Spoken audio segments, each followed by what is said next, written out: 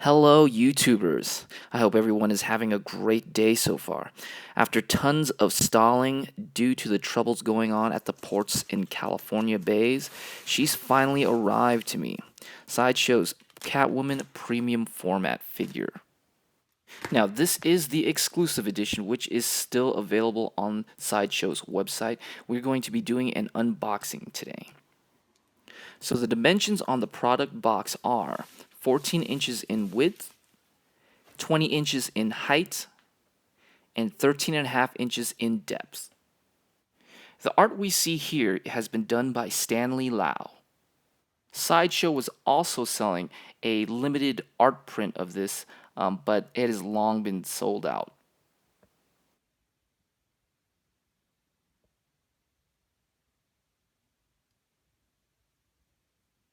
Alright, so now that we got all the packaging stuff aside, we can actually start opening and unboxing this thing. Now we're going to have to be very careful how we handle the orientation of the styrofoam here. One of the panels housed the base, which is actually the heaviest component of the entire piece by a great margin, lest it collapse through if we had held it face down. Now, upon pulling this out, you're going to see this is where they also stamp your edition number. Mine is 1855 out of 2000. And after the base, that's not all, folks. We have what looks like the whip, and that is pre-attached to her left arm.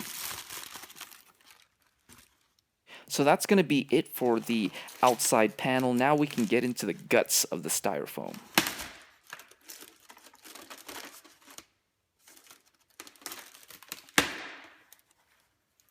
The first thing I'm going to pull out here is going to be the actual black cat itself, in my opinion is the weakest part of this entire piece, but we'll get more into that later. It has a plasticky look, but it's actually polystone as well. Next coming out is the exclusive edition's bag of jewels, which seems to also be stone minus the cinch, which seems to be rubber. Below, there seems to be a whole array of compartments, and we'll start with, this is going to be her right hand. This is also an exclusive piece, which would hold up the bag of jewels. Now this piece comes with two head sculpts, one with her goggles up and one with them down. While the main piece is wrapped in a type of fabric, the head sculpts are actually made completely out of stone and just painted on. Which makes you wonder, could the entire piece have just been painted? I do particularly like that both head sculpts have different facial expressions. It's not just goggles up and the other one being goggles down, but you also get different facial expression there. And here is the regular hand that comes with the regular edition. Lastly, we have the main piece, the body, which is pretty much intact as one whole piece except for obviously the head and the hands. It's a little difficult to get out here because it's a more slender piece, so you got to be real careful handling something like this. Now that we finally have the unboxing out of the way, we can get the core components, and let's get into some details with this piece. Starting with the base, as I stated before, it is really heavy. I would say it weighs upwards 2/3 the entire piece, which is where you want it. You want the weight of your piece to be at its lowest center of gravity. All the brick and little speckles scattered about are done very well. At a good distance, it's very, very believable. The color scheme on it is also done very well too. I really enjoy it. It's got 4 spectacularly sculpted lion heads. Overall, everything has a very Vatican look to it. Now, my only gripe with the base is that the piece overall is 23 inches in height, and the base is adding alone 5 inches to that. And when a base starts to get taller or wider, generally speaking, it starts to limit your options as to display it.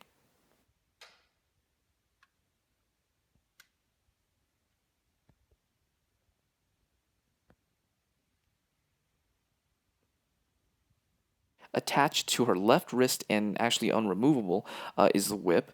It's got like a silicone rubbery exterior, which is lined with like a metal wire underneath, I believe. It's got some fake fraying underneath as well, at the end. The Black Cat here, in my opinion, is the weakest piece to this setup. Even though it's made out of polystone, it just has too much of a shiny, plasticky look to it.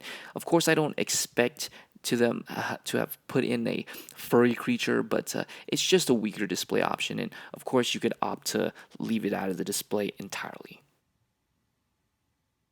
The exclusive bag of gems here is filled with a purple sapphire tourmaline uh, type of gem, which they actually glossed up. And from a good distance, it is pretty believable. Here we have both the right hands, the exclusive here. They are both attached on magnetically, and the magnets are actually very, very strong. They're not going anywhere, and they're gonna have to be because the exclusive has to hold the weight of the bag of gems, although it's not that heavy. Let's look at the different head sculpts here. We have the goggles down portrait. The lips are glossed up really nice, which gives a nice contrast to the nose, cheek, and chin coloration they have set up there. The lips do pop out a little more because of that as well. The black cowl on both head sculpts are not made out of any type of fabric. It's painted on, and I think they did a really good job, especially like when we look through the stitching up here going up above the head. They did a really good job. It's very believable, and again, it makes you wonder, like, could the entire piece have just been sculpted and painted on rather than going through the arduous task of, putting a fabric material on it that, may someday get damaged or dull or fade over time? Now, there's one huge glaring issue with this head sculpt, and it's obviously her eye color. Selena Kyle's eye colors are, as according to the books, green, and here she's got blue. Nobody really quite understands or knows where the blunder of her eye color on this piece comes from. But yeah, that is going to be a huge, issue for people who are a fan of this character. But I do like this head sculpt, and it is possible, and I have seen some modifications to make her eyes green. Interestingly, I checked Sideshow's website, and they do have it listed with green eyes.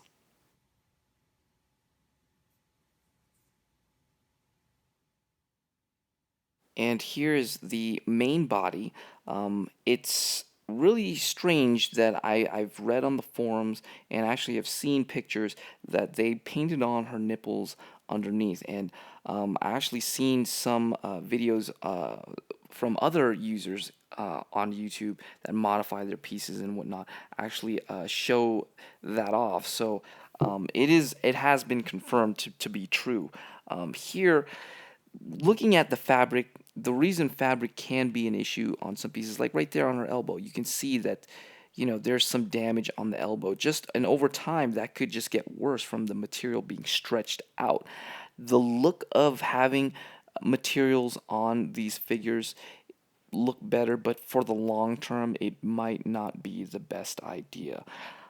There's some pros and cons, whichever way you do look at it. Another problem with fabric materials is it just doesn't show the body off well enough. Like right there in the crotch area, you can see that it just doesn't ride up far enough. It almost looks like it's a onesies piece, in my opinion. And everywhere else, it looks pretty good, but I think it could look better if it was just painted on. And with especially with the look of Catwoman's, the material that she uses for her outfit, it could easily be painted on. either way, in my opinion, of course.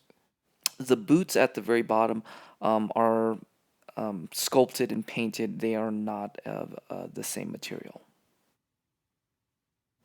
Next here, we're going to start putting this thing together. The assembly process starts now. First is the base, of course, and we're going to put her up. She's only got one peg hole. The other leg is freestanding on the other end. This one's a really, really, really, really tight fit, and it is very, very particular in the exact orientation you have it in there. There's no room or give at all. Pieces like this with adjustable cables or cords or pieces, I try to get the most authentic and most natural look. So what I do first is I just stretch it all out to get it into the most straight line possible, and then I just try to naturally let it coil and wrap without forcing anything. And this is the look that I got here.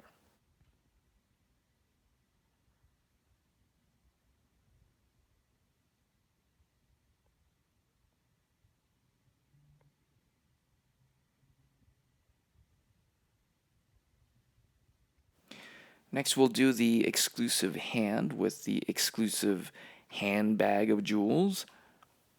Of course, we'll try to mix and match some of the looks as we go on, so you can get an idea of the different display options as well. Heads are also attached on via very powerful magnets.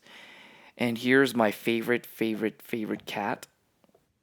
And I'm going to fix the little kitty here so that we can get it to look like it's stepping over the whip. I think that's the intended look. So the first look we have here is the goggles up portrait with the exclusive handbag and jewels.